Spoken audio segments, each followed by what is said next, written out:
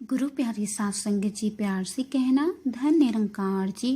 सात संगत जी, घर परिवार में सुख शांति बनी रहे और ये तभी संभव है जब जीवन में सत्संग हो। गुरु प्यारी सात संगत जी, आज की साखी का विषय एक ऐसे सत्संगी पुत्र वधू का है जो शादी करके आम परिवार में जाती है। सात संगत जी, आज की प्यारी सी साखी को पूरा जरूर सुने। गुरु प्यारी सात संगत जी, एक पिता और पुत्र व्यापार करते थे। पुत्र को पिता के साथ काम करते हुए वर्षों बीत गए। पुत्र की उम्र भी 40 को छूने लगी। फिर भी पुत्र को पिता ना तो व्यापार की आज़ादी देते और ना ही तिजोरी की चाबी देते। पुत्र के मन में हमेशा ये बात खटकती रहती। वो सोचता, अगर पिताजी का यही व्यवहार रहा तो मुझे व्यापार में कुछ नया करने का कोई मौका ही नहीं मिलेगा। गुरु प्यारे सात संगत जी, पुत्र के मन में छिपी हुई बात और पुत्र के मन के गुस्से को एक दिन पिता के सामने फूट ही पड़ा। दोनों के बीच झगड़ा हुआ और संपदा, धन दौलत सभी का बंटवारा हो गया। सात संगत जी, पिता पुत्र अब दोनों अलग अलग हो गए। दोनों अलग अलग रहने लगे।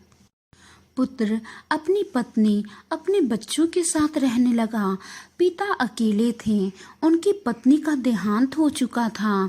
उन्होंने किसी दूसरे को सेवा के लिए नहीं रखा क्योंकि उन्हें किसी पर विश्वास नहीं था।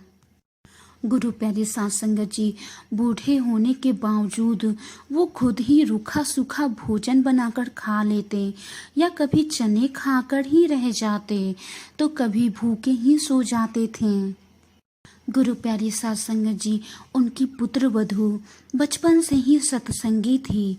जब उसे अपने ससुर की ऐसी हालत का पता चला तो उसे बहुत ही दुख हुआ। उसे आत्मग्लानि भी हुई क्योंकि बचपन से ही सत्संगी होने के कारण उसके मन में सिर्फ बड़ों के लिए आदर और सेवा का भाव था। गुरु प्यारी सात संगत जी, पुत्र वधू ने अपने पति को बहुत ही मनाने की कोशिश की लेकिन वे नहीं माने।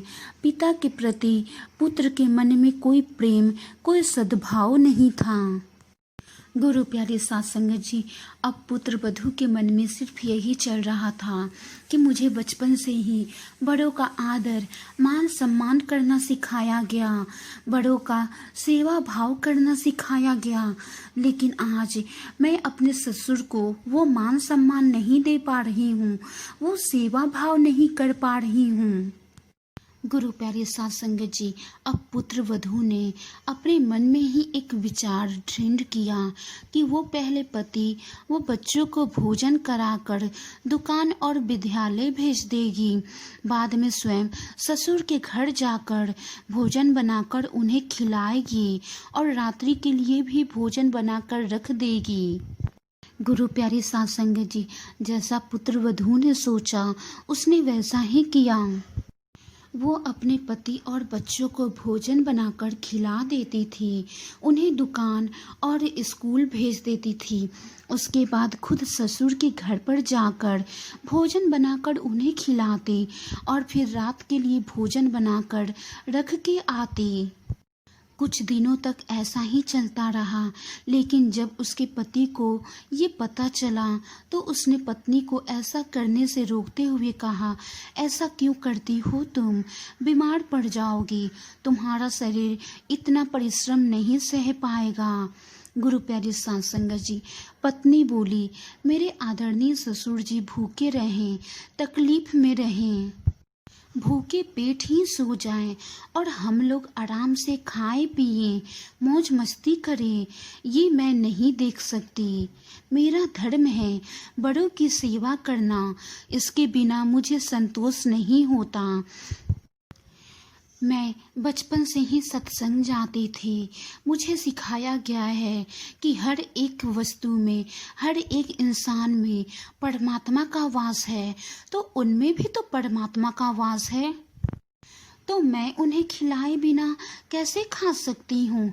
आप ही मुझे बताएं। जब मैं भोजन करने बैठती हूँ तो भोजन के समय उनकी याद आने पर मेरी आंखों में आंसू आ जाते हैं। उन्होंने ही तो आपको पाल पोस कर बड़ा किया, तभी आप मुझे पति के रूप में मिले। आपके मन में उनके प्रति प्रेम का भाव नहीं है तो क्या हुआ? मैं उनकी पुत्र वधू हूँ। मैं अपने फर्ज से पीछे नहीं हटूंगी। मैं उन्हें वही आदर मान सम्मान दूंगी, उनकी सेवा भाव करूंगी। गुरु प्यारी साध संगत जी, पत्नी की बातों ने और पत्नी के सुंदर संस्कारों ने पति की बुद्धि पलट दी। उन्होंने जाकर अपने पिता के चरण छुए, क्षमा मांगी, माफी मांगी और पुत्र वधू दोनों साथ में बोले, पिताजी अब आप अपने घर चलिए, हमसे बहुत बड़ी गलती हो गई, मुझे माफ़ कर दीजिए। साथ संगत जी, पिता भी अपने पुत्र के घर, अपने पुत्र वधू के पास, अपने पोते पोतियों के पास आ गए। गुरु प्यारी साध संगत जी, पति पत्नी दोनों मिलकर पिता की सेवा करने लगे। पिता ने व्यापार का सारा भार पुत्र पर छोड़ दिया। परिवार के किसी भी व्यक्ति में सच्चा सद्भाव है, मानवीय संवेदनाएं हैं, संस्कार हैं, प्रेम है, तो वो सबके मन को जोड़ सकता है। लेकिन मन में इतना कुछ होना तभी संभव है जब वो सत्संग करता हो। जिस प्रकार उनकी पुत्र वधू सत्संगी थी और अपने सत्संगी स्वभाव से ही पिता और पुत्र के बीच की दूरियों को कम कर दिया। तो गुरु प्यारी साध संगत जी, घर परिवार में सुख शांति बनी रहे, ये तभी संभव है जब जीवन में सत्संग हो, क्योंकि सत्संग से ही बड़ों का मान सम्मान आदर करने की प्रेरणा मिलती है। सत्संग से ही हमें सेवा भाव का महत्व समझ में आता है। गुरु प्यारी साध संगत जी, जीवन का ऐसा कौन सा क्षेत्र है जहाँ सत्संग की जरूरत नहीं होती? सत्संग जीवन की एक जरूरी मांग है, क्योंकि सच्चा सुख जीवन की मांग है और वो सत्संग से ही मिल सकता है। गुरु प्यारी साध संगत जी, वाणी में कोई त्रुटि हो तो बख्श लेना जी, प्यार से कहना। धन्य निरंकार जी।